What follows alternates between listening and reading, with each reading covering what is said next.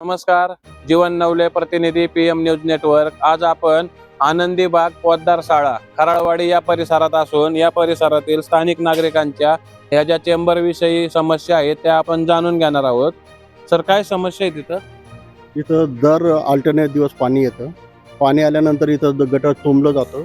शाळेत येणाऱ्या जाणाऱ्या पॅरेंट्सला, मुलांना सगळ्यांना त्रास होतो. याचा खूप वास येतो. मुलं स्लीप होतात. पॅरेंट्स पण 2-3 वेळेस पडलेले आहेत.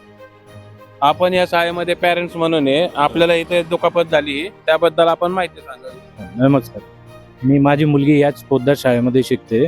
मी तिला सकाळी ड्रॉप करण्यासाठी आलो होतो. त्याच वेळेला इकडून पाणी फ्लो होत होतं आणि त्याच्यावरूनच माझी गाडी स्लिप होऊन मी पडलो आणि त्याच्यामुळे माझ्या खांद्याला फ्रॅक्चर झालं.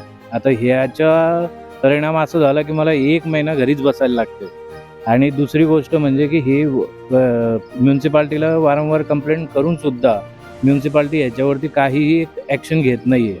हे जसं आहे तसंच आहे.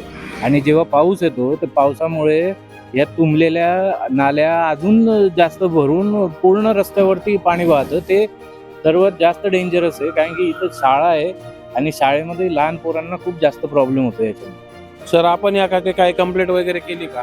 दर अल्टरनेट दिवसाला ज्या दिवशी पाणी येतं त्या दिवशी आम्ही सारथीवरती कंप्लेंट लॉक केलेली. त्याचे पुरावे पण आहे. त्यांनी टोकन नंबर दिलेले पण आहे माझ्याकडे. म्हणजे सारथीवर कंप्लेंट वारंवार करूनही ते लोक अजून आलेले नाहीये. हे अशा प्रकारे घाण पाणी वगैरे, इथं मच्छर वगैरे दिसतात, ते पाण्यावरती कचरा दिसतो, हे कचरा सगळा रोडला जातो. ओके. तरी स्थापत्य विभाग व आरोग्य विभाग यांनी या ठिकाणी येऊन सर्वे करावा व प्रत्येक आठवड्याला हे दाखवा, हे गटर दाखवा.